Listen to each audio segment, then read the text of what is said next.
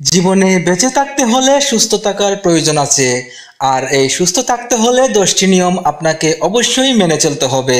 তো চলুন আর দেরি না করে জেনে নেই সুস্থ থাকার জন্য 10টি নিয়ম কি। প্রথমেই খুব ভোরে ঘুম থেকে উঠতে হবে। ঘুম থেকে উঠে আপনি কমপক্ষে 30 মিনিট হাঁটতে হবে।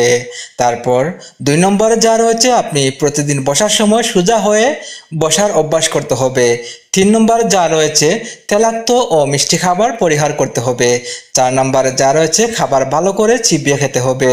5 নম্বরে যা রয়েছে, প্রতিদিন সবুজ শাকসবজি ও ফলমূল বেশি করে খেতে হবে।